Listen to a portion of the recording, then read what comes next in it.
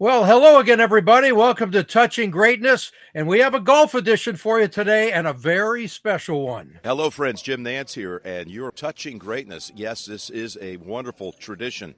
You could say unlike any other. With Ted Sobel right here. Thank you, Jim Nance. And let's bring him on.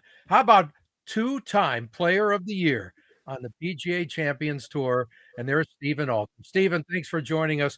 What an unbelievable 3 years you have had, sir.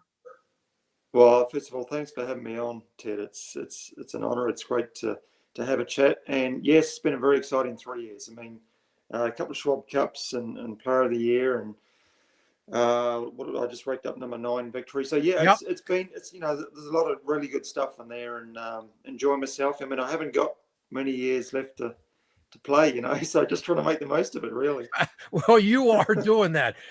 We got to remind everybody that this week is coming up next week is the whole classic at Newport Beach Country Club, and Padraig Harrington is the defending champion there. And how many times you played that course? I've played it a few now. Okay. How have you done? I might have missed 1 year, a couple of years ago. I think I missed it, something on, but yeah, Okay. I always enjoy going back to Newport Beach, and obviously they've redone the golf course, a couple of years ago, and I like the changes they made too. So it's a neat spot, it really is. Yeah. And what about even staying down in the area there? I could think of worse places, right? Oh yeah, it's beautiful. I mean, great eating, restaurants, and just the area, and what they've done with the clubhouse, and yeah, it's a fun week. They do a really good job with the tournament. Exactly. Okay, so you have 9 wins in 3+ years on tour. We got to figure out what made the difference between Stephen Alker regular tour and the Champions Tour. When you turned 50, all of a sudden it was absolutely magical, Stephen. Well, yeah, I've been asked that a lot, Ted. Just what's the secret sauce, right? I mean, what happened?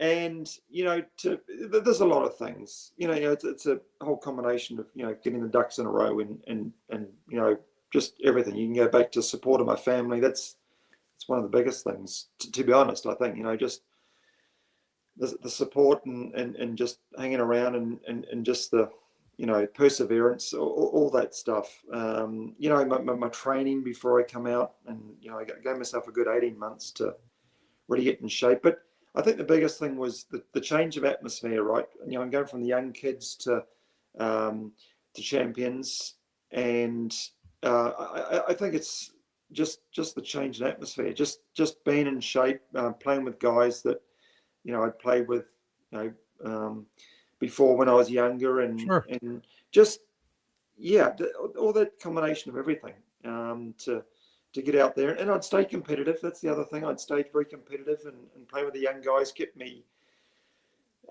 fresh and strong, and wanting to compete, and just trying to get better, I guess. So yeah, just a whole mix of everything, really. Yeah, it's a lot of things, but you can't just flip a switch just because you turned 50. So let's get into maybe a few stories that you could share as far as the grind of trying to get better as you age, and then all of a sudden being able to turn that corner. I guess some of the pressure's off when you go on the Champions Tour because you don't have to hit it as far, but that's only part of the whole story, of course. It is. That was one part, and I think just having I guess I just freed up because I had the no cut, and I felt like I was hitting it further. Felt like I was more competitive. Okay. But one thing that really surprised me, Ted, was how hard the guys worked, and to win a golf tournament out there, it's really difficult. I mean, the scoring is good. You shoot 500 or 600 a day, and I was pleasantly surprised. Like, whoa! I mean, you got to win. You got to play well and stay sharp. And I've been working hard on my fitness the last few years just to stay in shape and maintain distance. Yep. And, we're still traveling 21, 22 weeks a year, so.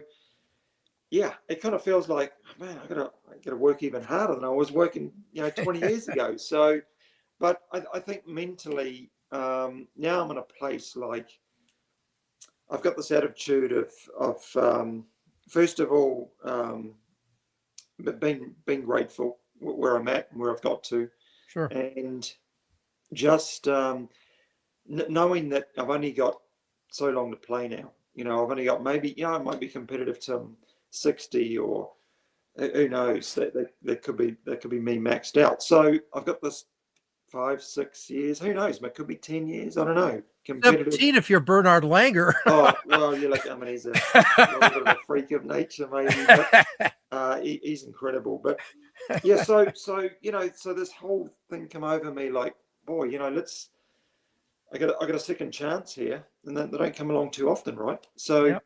let's just free it up. Let's just play, and maybe that just kind of flicked a switch and freed everything up. So because the game's always kind of, it's been there. I've had my moments here and there, and so yeah, I think that's kind of a key element of just freeing everything up. Yeah. From a training standpoint, though, was there anything that really stood out that turned the corner for you on the range, for example? Like all of a sudden you found something. Was there anything specific? No, not really. I think just Okay. a combination of what the work I've been doing, Right. those previous years. But I think one big thing was the whole change of routine until you took practice, just not practicing as much. So it's smarter practice rather than Saving your body? Yeah, exactly. So Is that also is there a rest factor in there as well, where you Totally. recovery? Totally. Like Yep. this week, for example, I've had 5 weeks on the road. I've been down in New Zealand, Morocco. I've had a big trip. I've come home. I haven't touched a club, and I'm on my 4th day. Smart Tomorrow, guy. I might go do a little something, chipping and putting. So I'd never do that 10, 15 years ago. I felt like I'd get home and I felt like, gee, I had to practice. I had to go to the range. I had to do something. But now I'm in a place where I'm like, I can allow myself to have 4 or 5 days off, not touch a club, Good. mentally get fresh, give the body a rest, maybe just go to the gym instead of go to the range and beat balls. So that has totally changed in my routine, and I feel better for it because my body's kind of ready for when I go out and play. So yeah, and you're not going to get any younger, so you might as well keep doing that, right? Heck yeah, exactly. Okay, so you're coming off a nice win here last weekend at the Cologuard, and what was that weekend like? Because I watched a little of it, and if I remember correctly, you were up there, but nobody was saying, "Oh, here comes Stephen Alker," and then all of a sudden, boom, your back nine was spectacular, huh? Yeah. One of those weeks where you just go, bam. Well, where did that come from? I think I played the front nine and even par. I just could not get anything going all week on the front nine. It was kind of frustrating. But then, I knew the game was in decent shape, and I played the back nine well. So it was just kind of like one of those hang in there weeks. You just never know what's going to happen. And a little bit of luck on my side. The leaders didn't take off, and I was I had a good finish every day on the back, so it just kind of kept me in the game, and finished it off. Yeah, and you had a nice little chip off the green there too, right? That helped. Yeah, exactly. Just little things need to go your way when you win. I think I played number 11, par 5. That kind of got my rounds going. Like, I think I eagled it 2 days and birdied the other, so it just kind of changed things a little bit, and then away we went. Yeah. Yeah, and last week, that tournament every year means a lot more than most because of what it's for. Talk about this picture here, got very emotional after the win, and it's all about colon cancer and trying to catch it early, right? Exactly. That's trying to boost the awareness of all that. And, early in the week, I found out I was playing for Tim, and what he'd been through, kind of felt like, what I was going through for the weekend, fighting for a championship, it's nothing compared to what these people have been through. So it was pretty cool to finish it off and win it for Tim, and to have my family there, and kind of have that awareness, and have my daughter there. She's only 18. That's awesome. It's not just about the golf. It's just so much more than that. So that was pretty cool. Yeah, and also get it done in a hurry, right? First hole playoff, let's get the hell out of here. Exactly. I've done 11-hole playoffs before, Ted, and it's tough work, but to get it done on one and done is great. And I've lost a couple of playoffs in Champions Tour the last 3 years, so to get that one was nice. Yeah. Okay, so if I would have told you 4 years ago that you would win a Player of the Year, as you have a couple of times, you would have said what? Yeah. Look, I mean, you kind of pinch yourself, and you're playing during the year, and you're trying to play as well as you can, and you're focusing on winning, and you don't ever think about that. But you come and sit down at Christmas time with the family, and you sit and you go, "Wow, that was a pretty good year." That was pretty neat. So that's kind of the reflection time, and you go, "Wow, that's what I achieved this year was pretty neat." And kind of who you beat and the company you're keeping and all that stuff. And, doing this at 53 and competing for, the money we are and doing what we're doing, we're very, very, very lucky. Have you had a specific mentor at all that really has been there for either part of the time or all of the time? Sorry, a specific mentor. A mentor, yeah, sorry. I've had a few. I mean, okay. If we go back to, when I was 15, 16, John Griffin, just caught up with him down in New Zealand when I was playing down there. He started me out. It got me golf clubs and got me nice. Some. He taught me and just taught me the game and etiquette and all that sort of stuff. And I'm still we still chat. He still sends me emails and texts and nice. Just we just things like that. You never kind of stop learning, and he sees things that other people don't. And then I got guys I grew up with playing amateur golf with who were 10, 15 years older than me, 20 years older than me, who you just learn stuff from that you just don't learn from playing the game. You just learn stuff that you'd never think you'd learn about, and so that's been pretty neat. I've been very lucky. How about a golf idol? Was it Kiwi or somebody else? Well, Sir Bob Charles. Okay. He was instrumental in giving me some help before I went out to Champions. I talked to him, a good year before I come out, just picking his brain. Okay. Because our games are kind of similar. We're not big bombers of the golf ball, and right. We work our way around the golf course, and he had a great short game, of course. And so, and he's great to talk to. But a massive general idol. I love Jack Nicklaus. I love Tom Watson. I love watching him, the way he played the game. He never got flustered. He just kept charging on and going and playing whatever happened. So, I kind of felt like I learned a little bit from those guys and what they gave back to the game as well. That's really important. So, those guys are instrumental on my outlook on the game for sure. Any of those guys at all that you got a chance to play with, or somebody else is like, wow, I always looked up to this guy. Now I'm playing with him. This is really a kick. Yeah. Well, I mean, Bernard Langer and Hale Ewan was another guy. I see Hale a few times during the year, and we talk, and we both live in Phoenix here. And Ernie's just ahead of my time. He's only we're almost the same age, to be honest. But you see these guys.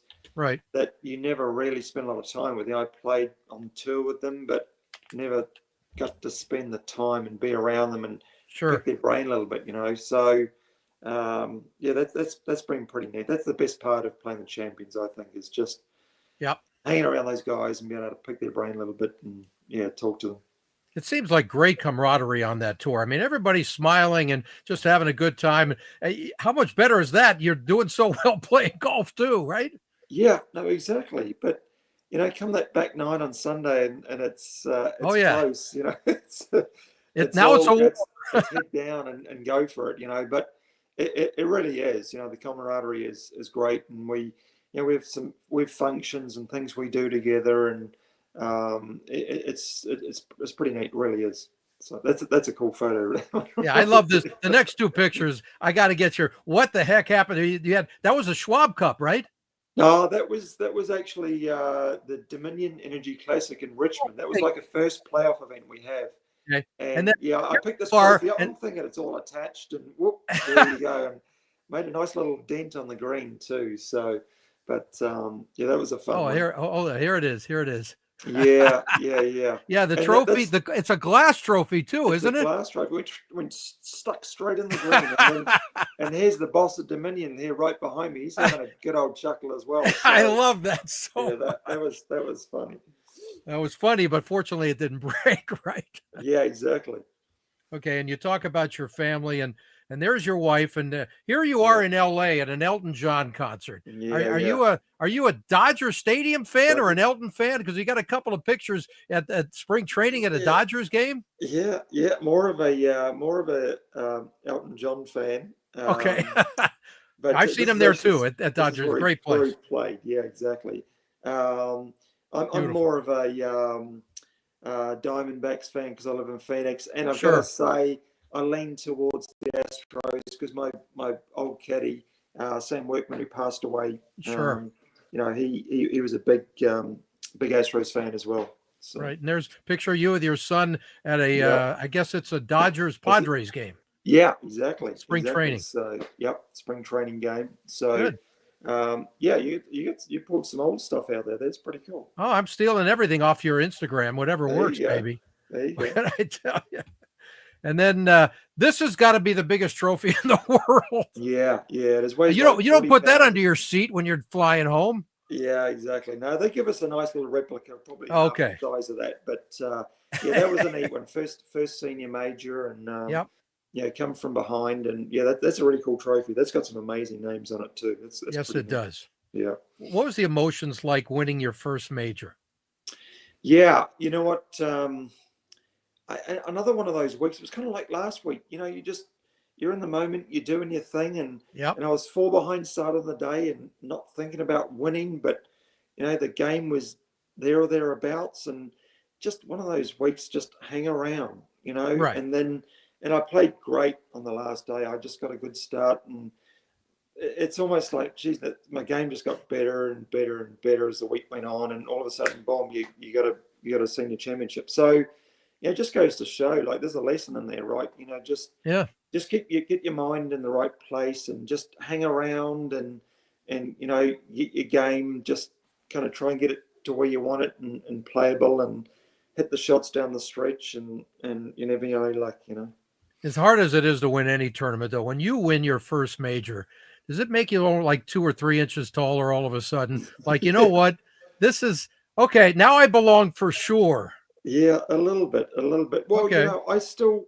it's still funny, Ted. I kind of feel like, I try not to think about myself mentally in that position, or I Right. don't want to feel comfortable No. on the Champions Gotcha. Tour. And I think that's one of the great things that Bernard Langer does. I mean, I'm sure deep down he feels, he's comfortable, but if you, I don't want to ever feel comfortable, because if you ever get to that stage, you kind of like, you just maybe go through the motions, or I don't Right. know what happens when you get to that point. I just want to feel like, I'm still grinding away, trying to get better, respect my peers, and not feel comfortable, and get complacent, if you like. That's probably the biggest word. Not get complacent in Right. that company, and You'll be everything else. 100% Everything else. comfortable.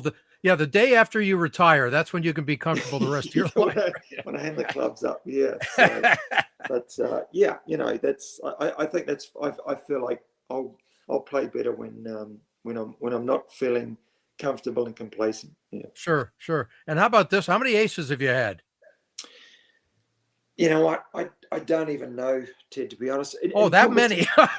Well, yeah, in competition, I'm thinking I'm at about 9 or 10. But Wow, and then nice. and then outside of that, here's one that one flew straight in the hole. There's a 5-iron this is the 5th hole at Hawaii this year. Caddy out there, we're just playing a few holes. I mean, I think I played 5 or 6 holes that day, and one of them was the 5th hole, the par 3, and flew a 5-iron straight in the hole. So Got it. yeah, some freaky stuff can happen, but yeah, and I just I don't. That's one thing I don't really keep record of. So But That's good that if you can forget that you had 75 of them, good for you. exactly. But they're pretty neat when they happen. Yes, that's they pretty are. special. Yeah. Okay, so how do you explain this guy? Okay, 67 years old and he's still going. It's going to be his last Masters coming up. You said you've never played there before. There's got to be a reverence about this man. Yeah. Well, I think you look at, you see a story that how he got into the game and his upbringing and where he come from, and just work ethic is incredible. And then mentally, what he's been through, with putting issues before, and some injuries he's had, and it's incredible the stamina, mental stamina he's got. Right. To go ahead and just keep going. And I was just talking to him, had lunch with him the other day. Just okay, he was just talking about his career. Just you fire questions at him, and you go, wow, it's just amazing. And but yeah, it's pretty cool to be last Masters. And he just said outright, he said the golf course is just getting to the stage where I just can't compete, and it's just not doable. So, and there goes, that's another great thing about the man. He goes, well, he kind of knows when to stop. I don't know when to stop out on the Champions Tour, but he just realizes, it's time to hang it up. And that's enough, So, exactly. But amazing career. Amazing. Yeah, and amazing last year, too. After the torn Achilles, he comes back and he wins again. I mean, nothing stops the guy. Exactly. It's incredible. Yeah, it really is. And here he is with Tiger. They got to play in that father-son tournament a while back. Now Tiger is going through his thing. It's real. That's always a negative thing for the game of golf, because everybody was looking forward to seeing him at the Masters and whatever. Looks like he's not going to be around all year, but he's getting close to joining you guys. How about the thought of that? Yeah, well, there's been a talk. It'd be just great to see him if he can come out and play some majors, maybe, and just the impact will be incredible. It'll be great for our tour. We need guys like Tiger, and we've got a bunch of guys coming on. The next few years. Zach Johnson is another guy, and we got Ryan Palmer, and there's a number of guys who just get into that age where hey. You don't want too many, though. Well, you don't want too many, but we need these guys. There's no question, and it'd be great to see him come out and play. It really would. Yep.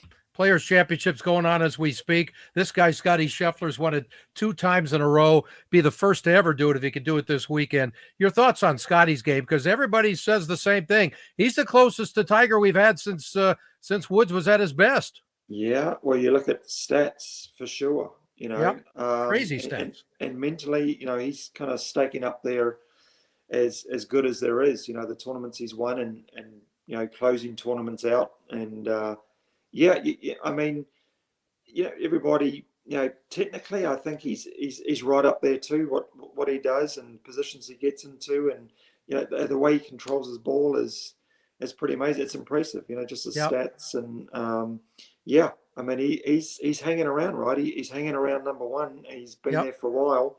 That just goes to show he's got the game and the mental capacity. So, I like everything about with Scotty and what he's doing, and it's great for the game as well too. Yeah, I think mentally he's probably the most even keel with a guy of his talent that you could possibly be. And I think Rory has been incredible mentally too, but he's had his lapses where all of a sudden it's like these little tiny collapses, things that cost him tournaments, which is sort of shocking because I still think he's the best player in the world. Yeah, you know what? I personally think you knock on the door enough, it's going to open, and then you get a player like Rory, world class and consistent as he's been, then he'll just get a rush of, like, I mean, who knows? He could just reel off something spectacular, and bang,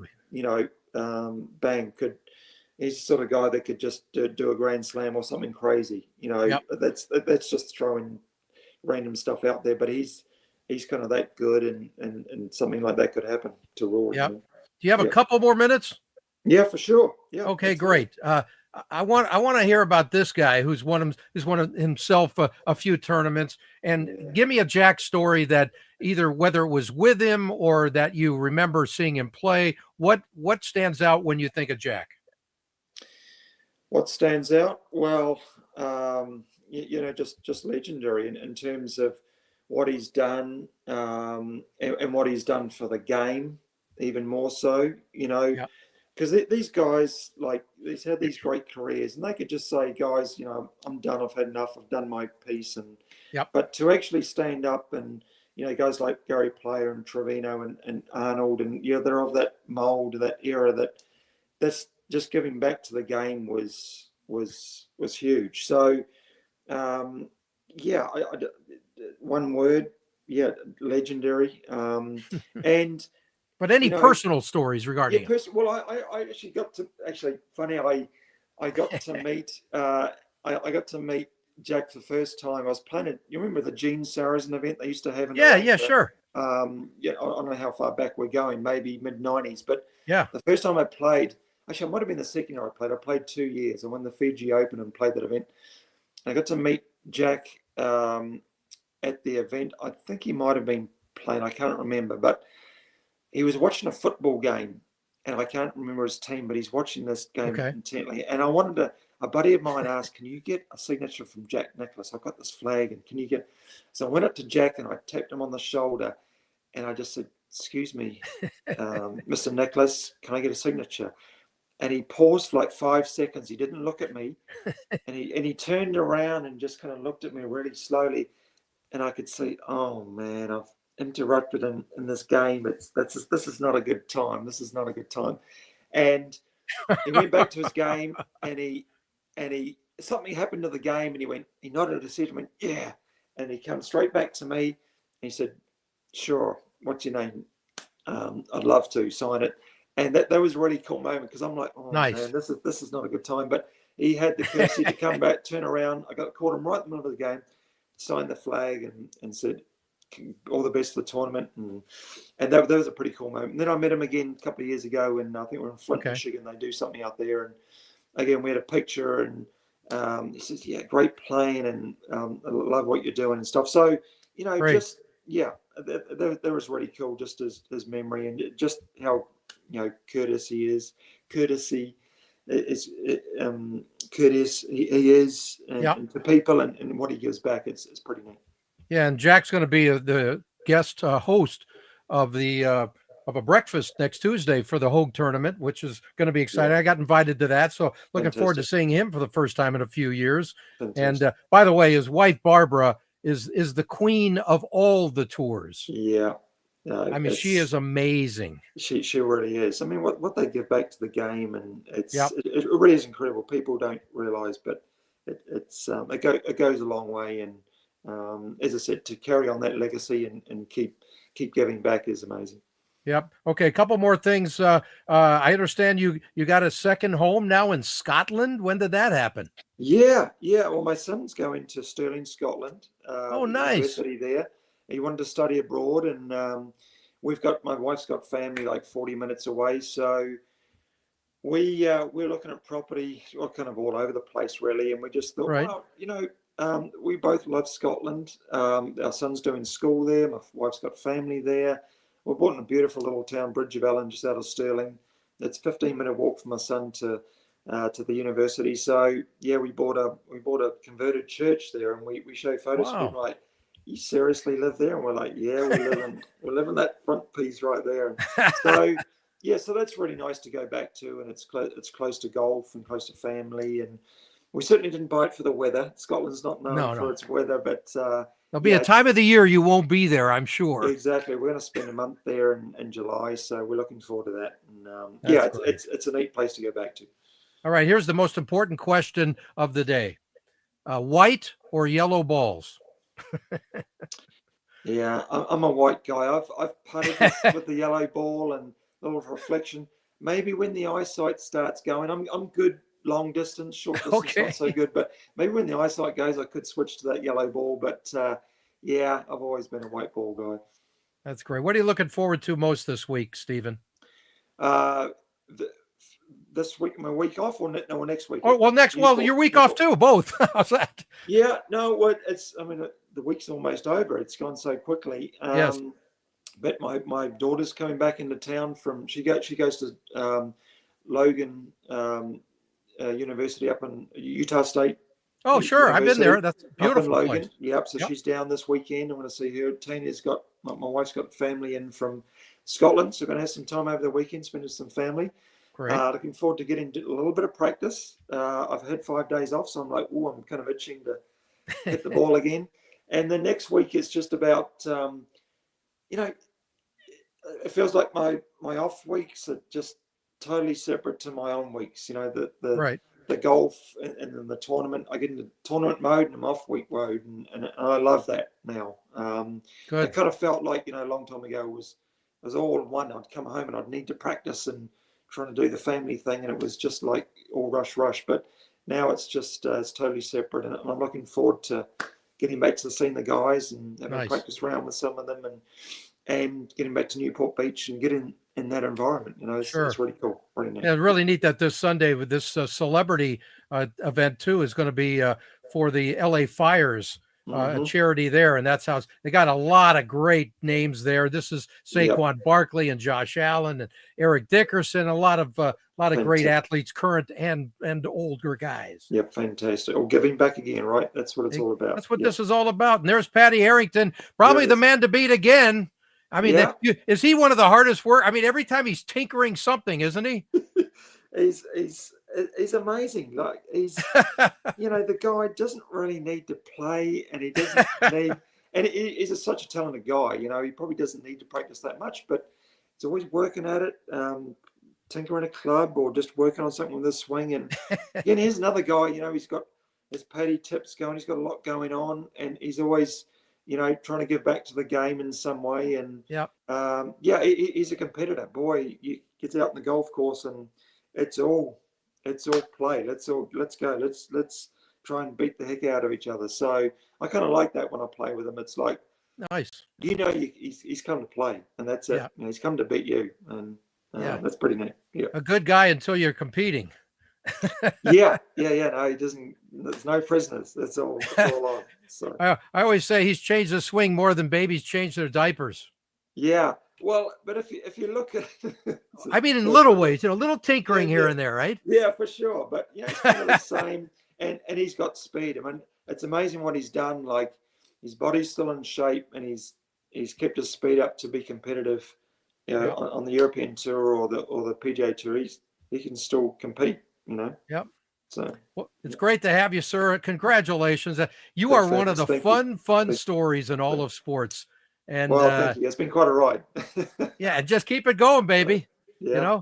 Just win, baby, as Al Davis, the old Raiders owner, used to say. That's it. You keep doing that, and you're just going to be in cloud nine. And proud of your family too. The great support. It's just wonderful. Yeah. No, I'm a lucky guy. Thank you. Thanks, Stephen. Appreciate you joining me, and we'll see you out there next week. All right. Will do. Great. Look forward to it. All right. That's Stephen Alker, everybody. He is a player of the year twice on this tour, and just spectacular. Thanks, Steve. That's Stephen Alker, and we'll be doing this again. Hoping to get another senior player from the Champions Tour in the next handful of days with the Hogue Classic coming up, and it's going to be a great weekend next Thursday, Friday, Saturday. Thursday's the Pro-Am, Friday, Saturday, and Sunday out at Newport Beach Country Club. That's as good as it gets on the Champions Tour. We appreciate you joining us here on Touching Greatness, and we'll see you next time.